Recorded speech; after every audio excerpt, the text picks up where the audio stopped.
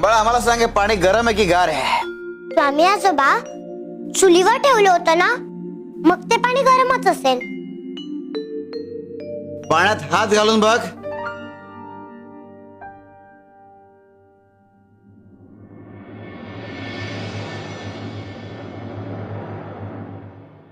स्वामी आजोबा, हे पाणी तर गार आहे, मग मला गरम का वाटलं? कारण तुझ्या मनात हा विचार आला की पातेलं चुलीवर आहे म्हणजे पाणी गरमच असणार. पण बाळा, पातेलं चुलीवर फक्त ठेवलं होतं, तापवलं नव्हतं. आता आम्हाला सांग, या सगळ्यांना पाहून तुझ्या मनामध्ये पहिला विचार काय आला? स्वामी आजोबा, मी चुकले तर हे सगळे माझ्यावर हसतील. पण तुला तर तारक मंत्र पाठ आहे ना? हो स्वामी आजोबा.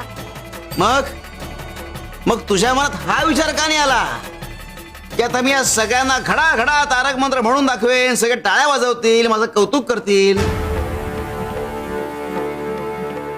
बाळा, आपल्या मनात जे विचार येतात त्याप्रमाणे गोष्टी घडतात.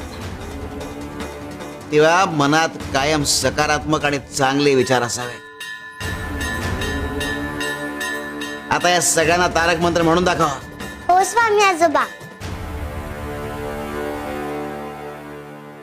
निशंक हो, निर्भय हो मनारे, प्रचंड स्वामी बळ पाठीशी रे, अतर्क्य अवधूत हे स्मरणगामी, अशक्य हि शक्य करतील स्वामी.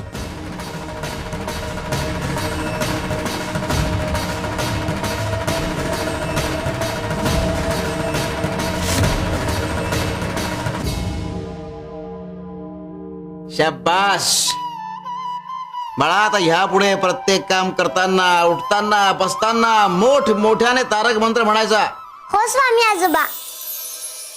त्या तारक मंत्रामुळे फक्त तुझाच नाही तर तुझे शब्द ज्याच्या कानावर पडतील त्या प्रत्येकाचा उद्धार होणार आहे.